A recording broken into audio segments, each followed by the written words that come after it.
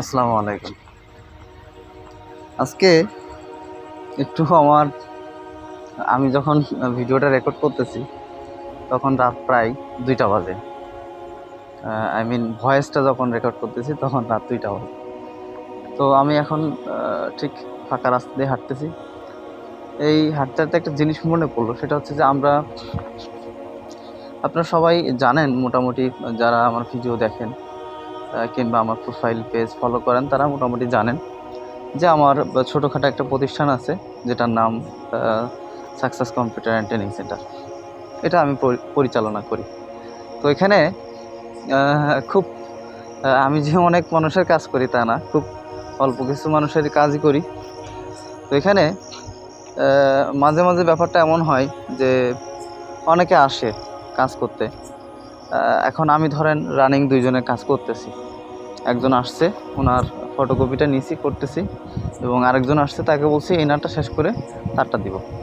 এবং থার্ড যে ব্যক্তি আসছে, ওই ব্যক্তি তখন আরেকজন যখন আসে তখন সে আশা করে যে সে আসা মাত্র তার কাজটা আমি নিয়ে করে দেব। ঠিক আছে? তো আমি আসলে তাকে খুব মাখায়ে সুন্দর করে কিছু বলতে পারি না। আমি তাকে সরাসরি এটাই বলে দেই যে দেখেন, আমার কাছে অলরেডি 2টা ফটোকপি কিংবা 2জনের কাজ আছে, এনাদের 2জনকে ছাড়িয়ে দিয়ে তারপরে আমি আপনার কাজটা দিব। তো এখানে অনেক সময় অনেক কাস্টমার রাগ করে বসে কিংবা অনেক মানুষ রাগ করে বসে। সেটা হচ্ছে যে ভাই আপনি তো এভাবে না বললেও পারতেন। হ্যাঁ, এভাবে বললে কি আপনার ব্যবসা থাকবে নাকি? এভাবে বললে কি আপনার কেনা বেচা আপনার হবে নাকি? ঠিক আছে, আপনি এভাবে বলতে পারেন না। এখন আমার কথা হলো যে দেখেন, আমি ব্যক্তিগতভাবে একটা জিনিস খুব ভাবি, সেটা হচ্ছে যে আমার এইটুকু বয়সে তো আমি কিছু মানুষের সাথে চলাফেরার সুযোগ হয়েছে। তো সেখান থেকে যেটা বুঝি সেটা হচ্ছে যে খুব সুন্দর করে মিষ্টি ভাষায় যারা কথা বলে তারা মানে উন্নত মানের শয়তান হয় এবং মানুষকে ঠকায়। তো আমি হয়তো আপনাকে খুব সুন্দর করে কথা বলতে পারতেছি না, কিংবা অনেক গুছিয়ে আপনাকে একটা জিনিস দিতে পারতেছি না কিংবা বলতে পারতেছি না, কিন্তু আমি চাই না যে আমার কারণে আপনি ক্ষতিগ্রস্ত হন। মানে ধরেন আমার কাছে অলরেডি 2জনের কাজ আছে। এখন সেটা মেলা টাকার কাজ না, ধরেন তার একটা কাজ আছে 10 টাকা আর আরেকজনের একটা কাজ আছে ধরেন 20 টাকা, কিন্তু আমার কাছে এই টাকাটা ফ্যাক্ট না। হ্যাঁ, আমি টাকা ইনকাম করার জন্যই সবাই কাজ করে, সবাই চাকরি করে, সবাই ব্যবসা করে, প্রত্যেকেই কাজ করে জীবিকা নির্বাহ করে তার পরিবার পরিজন পরিচালনা করার জন্য কিংবা তাদেরকে দেখাশোনার জন্য। আমিও একই কাজ করি। তো আমার কথা হলো যে আমি ধরেন এখন রানিং 2জনের কাজ আমার কাছে আছে, এর মধ্যে আরেকজন আসলে তাৎক্ষণিক তো আমি তার কাজটা করে দিতে পারতেছি না, বিধায় তাকে আমি সরাসরি জানাই দেওয়াটাই আমার কাছে সবচেয়ে শ্রেয় মনে হয়, ভালো মনে হয়। দেখেন, আমি যেখানে আমার প্রতিষ্ঠান, যেখানে আমি তো এই বাজারে একা দোকানদার না, এখানে আরও 10টা দোকানদার আছে, আরও 20টা দোকানদার আছে। তো আমার কথা হলো আমি আমার এই কাজটা করতে করতে ধরেন 20 মিনিট লাগবে কি 15 মিনিট লাগবে। এখন থার্ড নম্বর যে ব্যক্তি আসছে, ওনার এই কাজটা 5 মিনিটের মধ্যে দরকার, কিংবা আমি যে সময় চাচ্ছি সেই সময়ের অনেক আগেই দরকার, এবং তার কাজটা জরুরি। এবং তার ক্ষেত্রে আমার পরামর্শ থাকে হচ্ছে যে আপনার যদি আমি এভাবেই বলি যে দেখেন, আমার এখনও 10 মিনিটের কাজ হাতে আছে।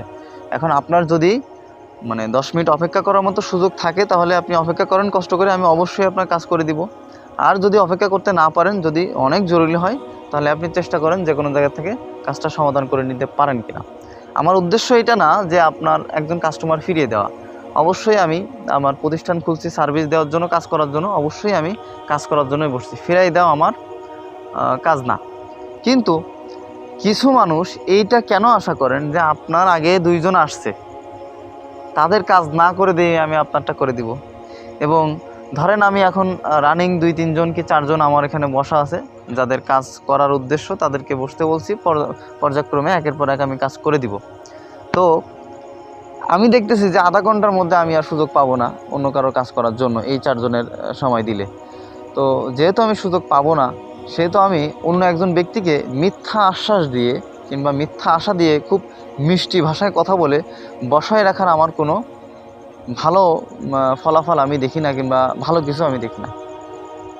কারণ হলো যে আমি আধা ঘন্টার মধ্যে সেই ব্যক্তির কাজ করতে পারলাম না, এবং সেই ব্যক্তিটাকে মানে যতবার আমাকে বলে ততবারই বলি যে ভাই একটু বসেন, দেখি চেষ্টা করতেছি যত দ্রুত আপনারা দেওয়া যায়।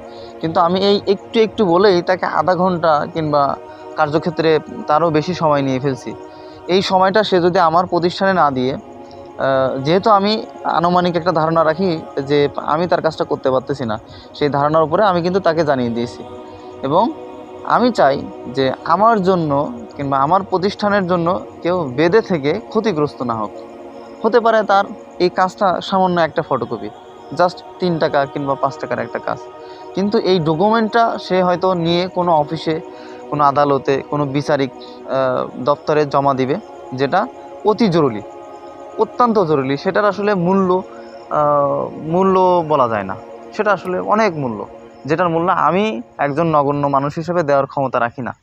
আমি ছোট মানুষ হিসেবে সেই মূল্য দেওয়ার ক্ষমতা রাখি না। এই জন্য আমি আমার কাছে এইটাই মনে হয় যে আমি যদি ঠিক ওনার যে সময়ের মধ্যে দরকার সে সময়ের মধ্যে আমি যদি কাজটা না করতে পারি, তাহলে তাকে আমি যেটা বলি এটা বলে দেওয়াই ভালো, এটাই শ্রেয়। কিন্তু ঠিক কিছু মানুষ, কিছু মানে সুশীল লোকজন, তারা বলে যে ভাই কেন আপনি তো একটু সুযোগ করে, ওনার তো একটা ফটোকপি, তো আপনার এনার তো 20 পিস কিংবা এনার তো 100 পিস, আপনি এনারটা একটু স্টপ রেখে ওনারটা দিতে পারতেন। কেন ভাই? উনি তো আগে আসছে, তাই না? আপনি যদি আগে আসতেন তখন কি হইতো বলেন তো? আমি একটা জিনিস না আমার মাথায় ঢোকে না, সেটা হচ্ছে যে আমাদের দেশের মানুষ কি চায় আসলে। তারা চায় দেশটা সুন্দর হোক, কিন্তু সে নিজে সুন্দর হবে না। তারা চায় দেশে ইসলাম কায়েম হয়ে যাক, কিন্তু সে ইসলাম মানবে না। ঠিক আছে? তারা চায় তার নিজের ছেলে অনেক ভালো হোক, কিন্তু তার ছেলেকে ভালো স্কুলে পড়াবে না, তার ছেলেকে ইসলামী শাসনতন্ত্র সম্পর্কে জানতে দেয় না। ঠিক আছে? তারা চায় তার ছেলে অনেক ভালো হোক, কিন্তু তাকে এমন একটা বয়সে তার হাতে মোবাইল দিয়ে দিছে যে অশ্লীল ভিডিও এবং সামাজিক যোগাযোগের মাধ্যমের যে অশ্লীলতা, তার ছেলে সব কিছু দেখে ফেলছে। একজন মানুষ বিয়ে করে 5 বছরে সে যে অভিজ্ঞতা অর্জন করে, বর্তমান সময়ে সোশ্যাল মিডিয়া 1 ঘন্টা ব্যবহার করলেই একটা বাচ্চা সেই অভিজ্ঞতা অর্জন করে ফেলে। আমার কাছে এমনটাই মনে হয়। তো সব মিলাই আমি মনে করি যে মিষ্টি করে, খুব সুন্দর করে কথা না বলে সত্য কথাটা সোজাসুজি বলে দেওয়াই ভালো। কারণ মিথ্যা আশ্বাস দেওয়ার চেয়ে সোজাসুজি বললে একটু কষ্ট হইলেও সেটাই বলা আমার কাছে ভালো মনে হয়।